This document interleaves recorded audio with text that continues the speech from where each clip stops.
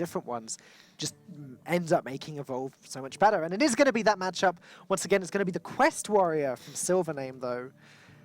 Not too surprised to see this. It's going to be all about him sustaining. Difficult mulligan decision here for Pathra. She's got to decide whether she wants to keep the Maelstrom Portal to deal with those pesky pirates, or whether she wants to throw it away and try and build her own board. I imagine she'll keep the Firefly, and I imagine she'll keep the Portal. Probably won't keep the other two cards. That sort of splits the difference, and is one of the problems against Warrior right now, is predicting exactly what you're going to be playing. High pressure game for Pathra and Team New Zealand as well. I believe they win the group if they take this one. Yeah, they should indeed win the group if they win this match at any point. And she does indeed keep those two cards. SilverName, on the other hand, also has decisions to make. And interesting, he does just keep the quest and the early defense. A New Zealand Ravens pick, or am I imagining that? No, I'm imagining. Ravens was South Korea. You're right. I'm imagining that. Okay. I thought for a second we had a Sotul versus Raven thing, but no, you're right. South Korea. There can only be the fans that are winners if Sotul takes on Raven. Okay. Firefly, Corsair. The Corsair will be saved in case there is a War Axe, of course. So, do you want to Firefly and coin out the other one, or do you want to just play the one? Probably just the one. Yeah, I think you can just play the one. You can just Toadsome on turn 2 and Stonehill on turn 3. There's no reason to rush the coin out. Or obviously, if a weapon came down, then Flame Elemental plus Bloodsoul Corsair would be great next turn. SilverName's hand is looking, well, it is lacking, honestly. It's lacking anything too powerful right now. Armorsmith can come down, sure, but it's not going to do much. Yeah, but I think it might be enough to just keep them alive in the short term. Stonehill Defender will fix the curve. The curve's actually pretty good. It's one of those annoying games where you just say, hey, miss one go, please, Warrior, and I'm going to hurt you. But missing one go is not necessarily going to happen. This is where if Pathra had coined out the Flame Elemental last turn, she'd be in a fantastic spot now, of course, with the Flame Tongue. But keeping the coin is equally useful. While Pathra makes this decision, production trying to find the boot there at the bottom, trying to find the golden boot. The golden boot. Had 3 boots once. Yeah? Yeah. Impressive. I did it on stream. Wow. I roped a guy for about 7 turns for no reason when I was losing to get the 3rd boot. I had to email him a screenshot after. Anyway, back in the... You're a joy to play against, Neil. Back in the real world of Hearthstone. The difference here from the match we saw when it was Shaman versus Warrior is New Zealand already have the Doppelgangster in their hand, which means that they can go a little bit more aggressive than they would have done in the match earlier we saw, with the hope of going Doppelgangster Evolve after a brawl clears up the first wave of stuff. And White Eyes is definitely a good minion for putting pressure on. Now, for a second there, I thought that she was going to go with the Tar Creeper just because it fits the curve so nicely, but you're right. There still is a curve here, and White Eyes means that later on, if things were to start getting a little bit hairy, Pathra would just have a 5-mana 10/10 to pop down and block the Ragnar's hero power and various attacks and things. Russia's just going to do the best they can to buy themselves time, and that's what the consideration here is with attacking with the Armorsmith. Chipping away at the minion doesn't do much, but the 1 armor is worthy of consideration. I suspect they won't end up doing it. I suspect they'll keep the Armorsmith intact. But it's like a 3 point of damage. Maybe...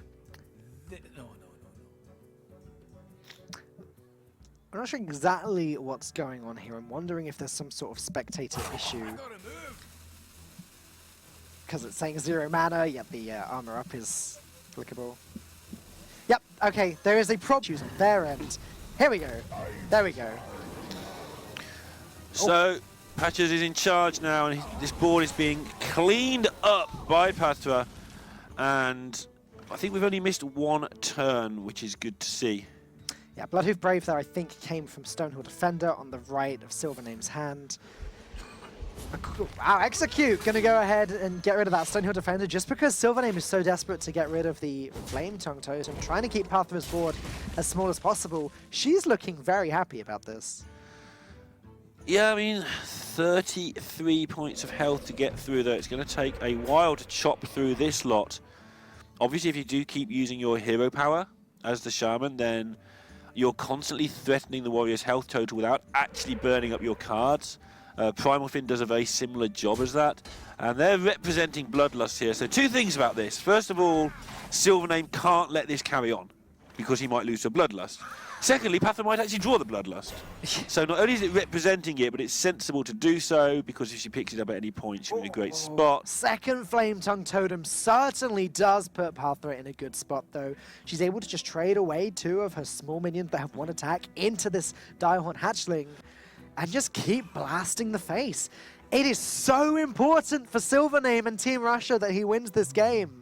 It really is. If they manage to lose this, they are going to be out of the event. It doesn't matter after this game. He just needs to win this one darn game of Hearthstone. Wow. Pathra is going to be able to not only kill off this hatchling, but also get to do 5 damage to the face and just generally have a wide board. They are spending a lot of time to make sure this is a correct play, because the last thing you want to do in this situation is just get overexcited. Okay, this is important that they rolled first, because now they've got the healing totem. They may want to trade slightly differently, as the Firefly will get healed back up. But I'm not sure they will, because then the Flame Tongue totem will be sort of misplaced on the side of the board a little. Yeah, I don't think the healing totem matters too much. The 1 health on the Firefly. This seems fine. Taunt Totem's going to keep hitting the face. Also, yeah, now the Taunt Totem gets the buff, which is relevant. That's what you were saying before with the Flame Tongue Totem being in a better position here. Okay, so a whole bunch of stuff, but they filled their board up, which means they won't get any more stuff. However, what SilverName and Russia don't know is there is no Bloodlust in hand, so they have to proceed and kill things as if there was. Hey, Stonehill Defender being played there. Can't quite see the options just yet. The Stonehill Defenders not being very... Stonehill Defender not being very cooperative with us spectating it. But there we go, the Curator came from it, so that's what matters. Curator, a massive pickup, because that can lead into the Primordial Drake, yes, which can clear up all this board pretty much of things, and that's going to be a big spot going forward here. And that is exactly what SilverName needs. He needs the Primordial Drake, he needs a Brawl, or he could get a Whirlwind effect plus Sleep with the Fishes, because he's got the Acolyte here. So if he gets 1 from this and draws the other, then that's another potential combination. There's 1, so he could draw the Sleep with the Fishes now and clear everything. I think New Zealand have to decide what they're going to do about this. I suspect they'll play it. It gives a tiny bit of defense against the moves we were just talking about. I think it's fine as well, because might not bother though. She's still got so much additional value in her hand. Right. She's got the extra Firefly, she's got the White Eye, she's got Doppelgangster. I think playing Eye is actually fine here, even if it just dies. It's a tough call, because you're filling up your board, which means that the Primal Fin Totem isn't getting any value. That you put it there to get you some value. Yep. It means you won't be able to use your hero power, which is more value. But it does actually put the clock onto a sensible speed. You're chipping away for 2s and 4s at the moment. And Aya says, you know what? This is actually some real amount of damage I'm now threatening. I mean, Armorsmith. I'd have liked to see the Aya inside the Primal Fin there, I think. So that the 1/1 can be buffed by the Flame Tongue. But maybe they're happy to get rid of the Primal Fin. Right, 32 damage if there was a Bloodlust here. The Curator only has 6 health. There's so 2 in the deck, there's 19 cards left, so Bloodlust would be good things. there it is!